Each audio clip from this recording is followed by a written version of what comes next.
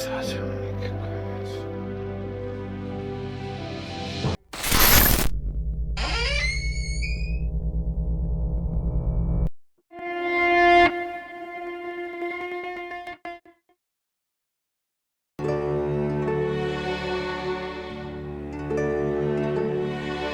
Kisah ini menceritakan tentang seorang remaja yang harus berjuang di negara komunis Korea Utara. Demi melangsungkan hidupnya, ibunya mati di depan matanya dan jasadnya dijual ke rumah sakit. Dari uang penjualan jasad ibunya lah ia berhasil keluar dari negara tersebut dan memulai hidup baru. Bagaimanakah ia akan bisa bertahan hidup sendirian di luar negara Korea Utara? Perkenalkan, Comrade Korea Utara bernama Loh Ki-wan, remaja yang berhasil kabur dari negaranya melalui jalur Tiongkok. Sekarang Ki-wan sudah pergi menuju ke Brussels, Belgia. Ia berhasil kabur dari Korea Utara berkat uang dari penjualan jasad ibunya. Bagaimana ini bisa terjadi? Awalnya, Loh Ki-wan ini merupakan seorang murid yang baik dan suka menolong. Suatu hari, ia menolong teman sekolahnya yang dipukuli oleh seorang bos kaya. Ki-wan menyelamatkan temannya. Ia dicari-cari oleh kepolisian Korea. Di malam itu ibunya sudah memperingatkan ke Ki-wan untuk sementara jangan pergi keluar rumah dulu. Ia sedang dicari-cari oleh kepolisian. Ibu Ki-wan yang bekerja di sebuah restoran hanya sebagai pelayan restoran saat bekerja. Setelah kepolisian mengetahui bahwa ibu Ki-wan ini bekerja di sebuah restoran, polisi langsung mendatanginya untuk meminta menunjukkan keberadaan anaknya Ki-wan. Ibunya saat itu bersikeras mengatakan bahwa Ki-wan bukan anaknya dan ia tidak mengenalnya. Tanpa ibunya sadari, ternyata Ki-wan sudah datang ke restoran lewat pintu belakang. Yang awalnya niat baik Ki-wan ingin memberikan payung ke ibunya supaya nanti pulang tidak kehujanan, justru menjadi petaka buat Ki-wan dan ibunya. Polisi yang melihat keduanya bertemu di pintu belakang, ibu Ki-wan langsung menarik Ki-wan untuk kabur. Polisi langsung mengejar Ki-wan dan ibunya. Ibu Ki-wan ditabrak hingga terjepit di bawah mobil. Beruntung seorang lelaki yang dikenal oleh ibunya menolong mereka. Ki-wan dipaksa oleh ibunya untuk pergi meninggalkannya agar Ki-wan bisa selamat dan tetap hidup. Jika Ki-wan tertangkap, semua perjuangan ibunya untuk menyelamatkan anaknya akan sia-sia. Ibu Ki-wan tewas kehabisan darah. Esoknya, paman yang menolong Ki-wan tersebut mendatangi ke rumah Ki-wan. Ia langsung menyodorkan uang dalam bentuk dolar dan satu paspor bernama Loh Ki-wan agar Ki-wan pergi meninggalkan Korea Utara. Mengingat situasinya sudah berbeda, polisi Korea akan terus mencari Ki-wan sampai dapat. Ki-wan yang bingung dan heran dari mana pamannya mendapatkan uang sebanyak itu dan kenapa Ki-wan harus diusir dari Korea. Jawabannya, jasad ibu Ki-wan telah dijual oleh pamannya ke rumah sakit Jianji untuk bisa menyelamatkan Ki-wan. Jika Ki-wan terus-menerus di Korea, kemungkinan besar ia akan ditangkap oleh kepolisian dan akan dihukum mati. Padahal ibunya sudah berpesan bahwa Ki-wan harus melangsungkan hidupnya. Sesampai di Brussels, kita kembali lagi ke masa sekarang. Ki-wan sampai di Brussels, Belgia. Sebenarnya Ki-wan sudah mengetahui ia akan pergi kemana. Ki-wan meminta tolong ke orang yang mengantarnya ke Brussels untuk mengantarkannya ke sebuah alamat yang tidak jauh dari bandara. Ternyata Ki-wan pergi ke sebuah kantor yang menampung para gelandangan yang berada di Brussels. Dengan status para pencari suaka di kantor ini, Ki-wan berharap bisa mendapatkan hidup dari kartu perlindungan sebagai pengungsi agar ia bisa mendapatkan uang dari pemerintah Belgia sebagai program negara Belgia yang bisa melanjutkan hidupnya di Brussels. Untuk mendapatkan kartu pengungsi ini harus melalui surat permohonan sebagai pengungsi yang diajukan oleh Ki-wan. Melalui proses verifikasi memverifikasi data dan wawancara. Saat itu Ki-wan beruntung masih ada orang Korea yang mau membantunya untuk bisa berbicara dengan petugas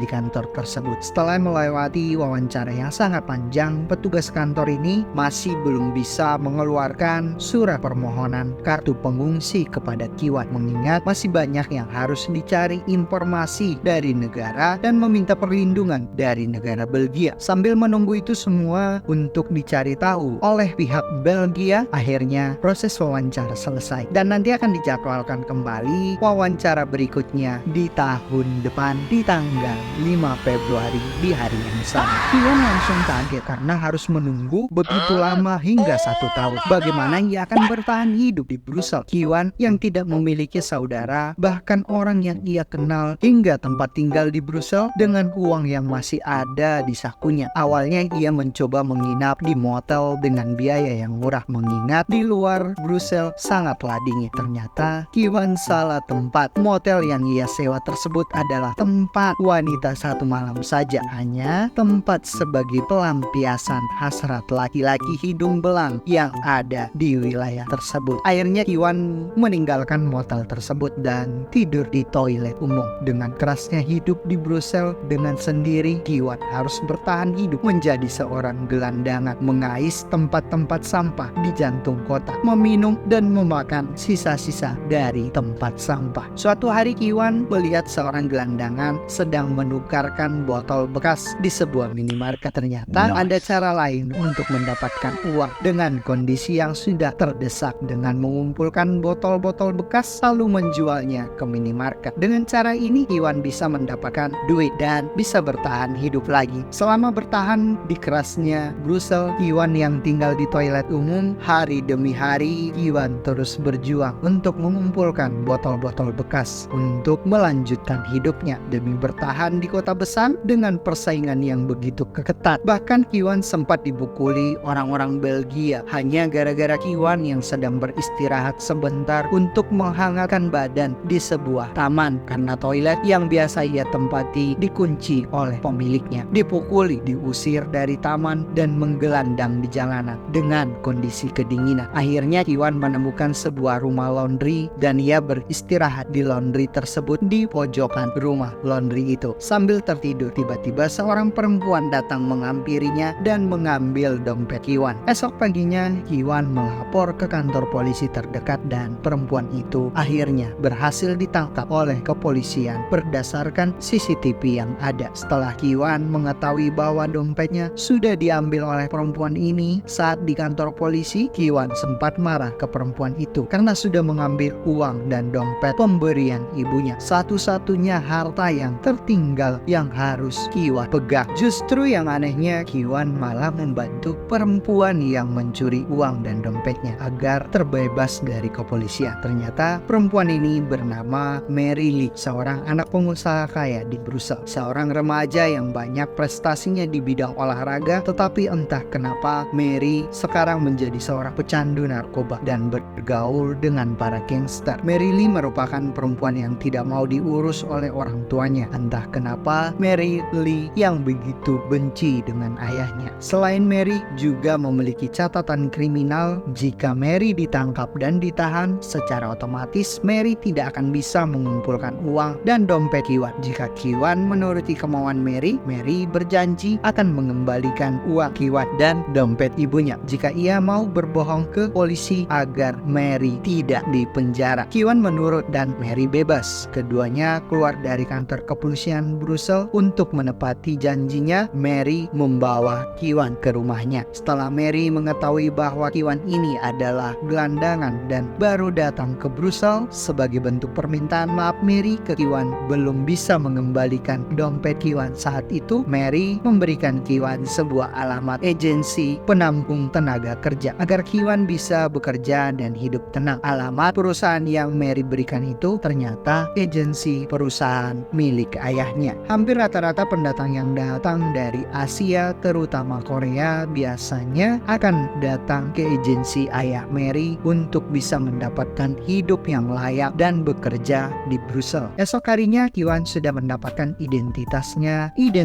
baru sebagai warga Korea Selatan, mengingat di Brussel jika ia menggunakan identitasnya sebagai orang Korea Utara akan sangat sulit. Sekarang Ki-wan mendapatkan identitas baru bernama Choi dan bekerja di sebuah pemotongan hewan ternak. Ki-wan juga memiliki rumah sewa di area orang-orang Tiongkok yang bekerja di peternakan. Di tempat Ki-wan bekerja, Ki-wan juga mendapat teman baru, seorang perempuan paruh baya yang suka mencuri daging di tempat mereka belanja. Seonju namanya. Perempuan ini juga sama dengan Ki-wan, sama-sama imigran yang tidak diakui di Eropa. Ia juga datang ke Brussels untuk mendapatkan uang yang banyak agar bisa membantu biaya operasi anaknya di Hong Kong. Sementara Mary Lee yang sedang berusaha untuk mendapatkan kembali dompet Ki-wan dari para gangster Brussels belum berhasil juga. Mary yang memberikan uang dan dompet Ki-wan ke bos gangster sebenarnya untuk membayar utangnya. Jika Mary ingin mendapatkan dompet itu kembali, dengan satu syarat, ia harus bekerja kembali ke gangster tersebut dengan cara mengikuti turnamen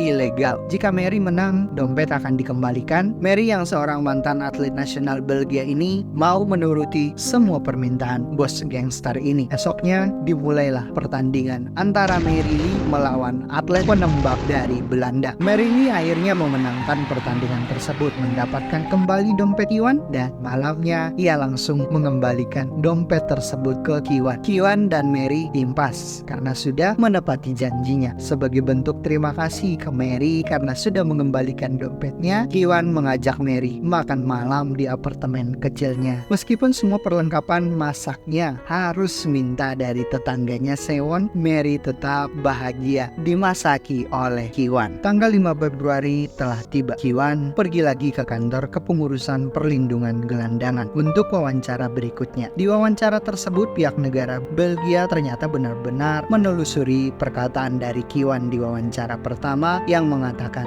bahwa jasad ibunya dijual ke rumah sakit Jianji agar bisa sampai ke Brussels. Ternyata perkataan Ki-wan ini tidak bisa dibuktikan oleh Ki-wan meskipun petugas dari pihak Belgia sudah menelusurinya. Bisa-bisa Ki-wan ini berbohong dengan alasan yang tidak masuk akal, telah menjual jasad ibunya ke rumah sakit Jianji di Korea Utara, atau jangan-jangan besar kemungkinan loh Ki-wan ini adalah pembelot di Korea Utara. Jika pembuktian ini tidak bisa ditunjukkan oleh Ki-wan, kemungkinan besar ia akan dideportasi dari Belgia. Justru dari buntut semua ini, kasus Ki-wan akan dibawa ke pengadilan untuk pembuktian berikutnya. Hanya ada satu cara untuk bisa menyelamatkan Ki-wan dari rencana ini. Semua pengakuannya harus didasari oleh saksi yang bisa membuktikan semua perkataan Ki-wan. Sonju yang ia kenal di pabrik pemotongan hewan adalah solusinya. Ia meminta tolong ke Seon untuk mau menjadi saksinya di sidang. Hanya Seon yang orang terdekat yang benar-benar bisa ia percaya untuk menyelamatkan hidupnya. Jika Seon mau menjadi saksi di pengadilan, Ki-wan akan mendapatkan kartu pengungsi dan bisa bertahan di Brussels. Saat itu Seon mengiyakan dan setuju mau menjadi saksi di pengadilan nanti. Sebagai bentuk rasa terima kasih Ki-wan ke Seon, Ki-wan malam itu mentraktir Seon untuk makan malam. Saat Ki-wan ingin membeli bahan-bahan makanannya, saat akan pulang, Ki-wan tanpa sengaja sempat ribut dengan warga lokal yang mengakibatkan Ki-wan terekspos media sosial dan langsung ditahan di kepolisian Brussels. Setelah kepolisian mencari tahu bahwa Ki-wan bekerja di Elsim, perusahaan milik ayah Mary, langsung menghubungi ayah Mary. Mary yang juga mendapatkan info dari ayahnya, ia langsung ke kantor polisi berusaha untuk menyelamatkan dan mengeluarkan Ki-wan dari penjara. Ayah Mary yang sudah ada di kantor polisi akhirnya menjamin Ki-wan dan Ki-wan bebas. Setelah semuanya selesai, ayah Mary sempat merekomendasikan seorang pengacara untuk membantu Ki-wan dalam kasus pengungsi yang dialami oleh Ki-wan. Tetapi dengan satu syarat, Ki-wan jangan pernah lagi menemui putrinya. Sidang pengadilan kasus Ki-wan dimulai dan ia ditemani oleh pengacara dari rekomendasi ayah Mary. Setelah persidangan yang begitu lama, dipanggillah saksi-saksi ahli. Ternyata ada 2 saksi yang dipanggil. Pertama, supir yang mengantarkan Ki-wan ke pabrik pemotongan hewan, dan yang kedua, Seonju, temannya sendiri. Ternyata kedua orang ini di depan hakim telah berbohong dan menyudutkan Ki-wan. Mereka berbohong bahwa Ki-wan ini merupakan seorang pembelot dari negaranya dan menetap di Tiongkok. Setelah itu baru ia datang ke Brussels dengan nama samaran Choi atau Louis Siming. Karena Ki-wan yang tidak terima dan sempat menimbulkan kegaduhan di persidangan ditunda. Ki-wan dipecat dari pabrik pemotongan hewan ternak dan ia juga harus angkat kaki dari apartemen yang sudah disediakan. Ki-wan beruntung sekarang ia bekerja di sebuah restoran China. Saat bekerja ternyata Ki-wan didatangi lagi oleh temannya Seon. Sekarang justru berbanding terbalik, justru Seon yang akan dideportasi dari Belgia karena ketahuan tidak menggunakan visa. Seon mendatangi Ki-wan sebenarnya untuk meminta maaf sebelum ia pulang ke Tiongkok. Ia menceritakan bahwa semua ini adalah ulah dari Kim, ayah Mary. Seon menyetujuinya di persidangan dengan alasan bahwa visanya akan diperpanjang. Nyatanya perusahaan Ilsim tidak memperpanjangnya, justru mendeportasi Seon dari Belgia. Di kantor pengacara yang menangani Ki-wan memberitahukan bahwa ada sebuah berita baik yang harus didengar Ki-wan. Ki-wan bersyukur di persidangan nanti ia akan dibantu oleh para simpatisan dari Korea Utara yang bermukim di Inggris. Nanti di persidangan berikutnya mereka akan datang melihat persidangan Ki-wan. Mary yang masih berhubungan dengan para gangster ini justru memaksa Mary untuk ikut turnamen berikutnya dengan taruhan yang begitu besar. Jika Mary bisa menang, utangnya akan lunas dan akan mendapatkan uang yang lebih besar. Tetapi ia tidak menghiraukannya. Justru Mary yang sudah galau karena Ki-wan yang sudah tidak bekerja lagi di perusahaan ayahnya dan sudah meninggalkan apartemennya, mulai memutuskan untuk mengakhiri ini dengan para gangster mafia. Di pertandingan menembak, ia sengaja melencengkan tembakannya dan Mary kalah di pertandingan itu. Hal itu membuat gangster marah ke Mary, tetapi karena Mary di area pertandingan tersebut begitu banyak orang, Mary akhirnya bisa kabur dari bos gangster tersebut. Malamnya Mary yang marah-marah di acara peringatan kematian ibunya, ia langsung pulang. Ternyata Ki-wan menyusulnya ke apartemen dan saat ia masuk, ia sudah melihat Mary yang sudah mabuk sambil ngedrugs. Ki-wan yang terus menghentikan Mary untuk tidak memakainya lagi, justru Ki-wan malah memakan semua obat-obat terlarang tersebut, membuat Mary menjadi panik. Ki-wan yang kejang-kejang seperti mau mati akhirnya diselamatkan juga dengan sebuah suntikan antibiotik yang disuntikan oleh Mary. Ki-wan selamat. Ki-wan yang menelan semua obat-obat terlarang tersebut sebagai bentuk cintanya ke Mary. Daripada Mary yang mati karena obat terlarang, Ki-wan lebih rela mati lagi demi Mary. Ki-wan dan Mary akhirnya saling mencintai satu sama lain, mulai hidup normal sebagai sepasang kekasih, bahagia berdua, hidup tenang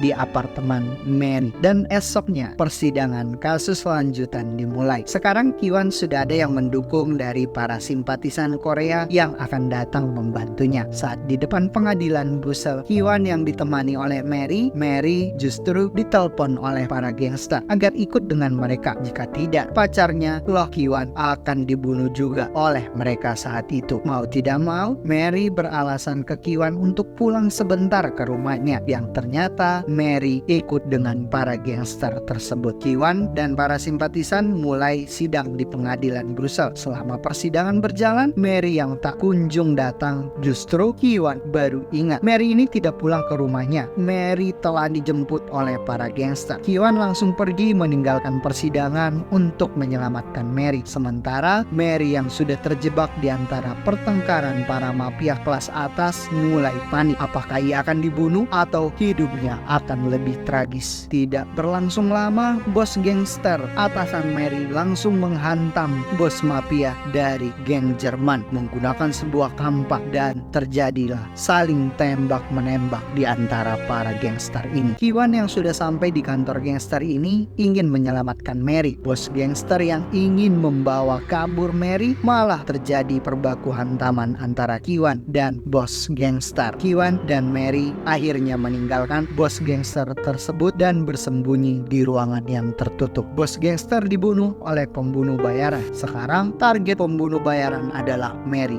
Cuman Ki-wan beruntung bisa membawa kabur Mary untuk menyelamatkan nyawa Mary dari para pembunuh bayaran ini. Ki-wan menyarankan agar Mary meninggalkan Belgia. Mary yang merasa sudah mengacaukan semuanya, kisah cintanya dengan Ki-wan di saat semuanya sudah mulai membaik, di saat cinta di antara keduanya sudah mulai berbunga-bunga, justru Ki-wan harus memaksa Mary untuk meninggalkannya demi kelangsungan hidup Mary. Setelah semuanya kondusif dan Mary menelpon ayahnya untuk membuatkan ia paspor dan tiket pesawat. Setelah di area itu kondusif, Ki-wan dan Mary dijemput oleh ayahnya untuk mengantarkan Mary ke bandara. Mary akhirnya pergi meninggalkan Ki-wan hidup sendiri di Brussels. Setelah 1 tahun kemudian, Ki-wan yang sudah mengumpulkan uangnya dari bekerja di restoran Chinese food, Ki-wan mengirimkan surat ke ayah Mary, Mr. Kim, bahwa Ki-wan akan pergi meninggalkan Belgia dan memulai hidup baru dengan cintanya Mary.